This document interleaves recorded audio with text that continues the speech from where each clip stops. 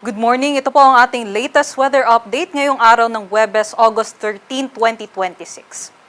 Ngayong araw may binabantayan nga tayo na bagyo, itong tropical storm Nangka na nasa labas naman po ng ating area of responsibility. Malayo po ito sa ating bansa, mahigit 2,500 kilometers east-northeast ng extreme northern Luzon. At sa nakikita nga natin, generally papalayo naman po ito ng ating bansa at hindi naman makakaapekto sa ating panahon sa ngayon.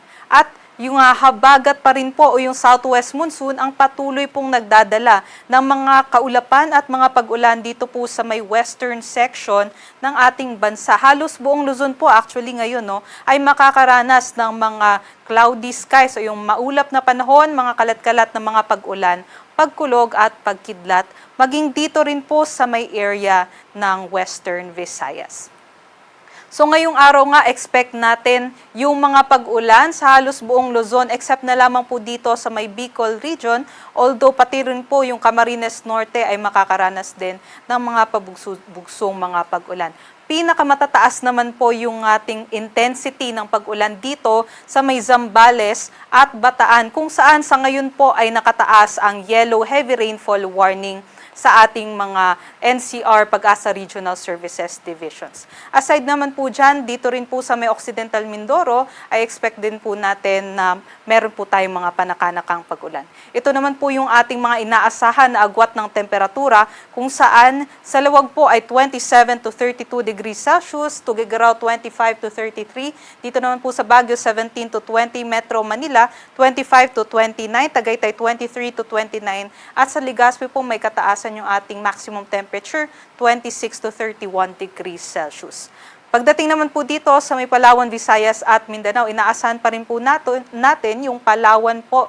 Maging dito po sa may Aklan, Antique at Capiz ay meron din pong mga pag-ulan dulot ng habagat. So, doble ingat pa rin po sa ating mga kababayan dahil posible pa rin po yung mga pagbaha at pagguho ng lupa kung meron po tayong katamtaman hanggang malalakas na mga pag-ulan dulot ng habagat. Other parts naman po ng Visayas and Mindanao ay meron po tayong mainit at malinsang panahon, especially po sa tanghali hanggang hapon, although may tsansa po tayo ng mga panandaliang buhos ng ulan dulot ng mga thunderstorm activities. Ito naman po yung ating mga agwat ng temperatura dito po sa may Kalayaan Islands and Puerto Princesa 25 to 32 degrees Celsius, sa may Iloilo 26 to 33, Cebu 27 to 33, dito naman sa Tacloban 27 to 34, Cagayan de Oro 25 to 34, Davao 26 to 33, at Zamboanga naman 25 to 34 degrees Celsius.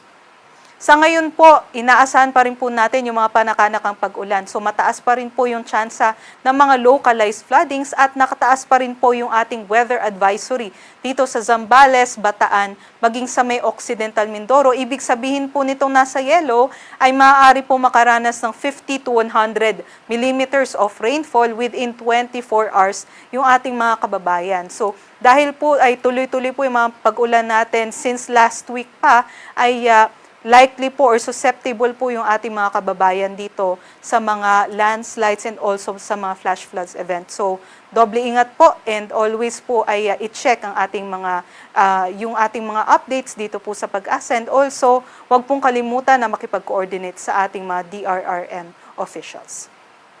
Para naman po sa kalagayan ng ating karagatan, wala naman po tayong nakataas na gale warning. So, pwede din pong makapalaot yung ating mga kababayan sa anumang seaboards ng ating bansa. Ang sunrise naman po natin dito sa Metro Manila ay 5:42 at sunset naman po 6:20 p.m.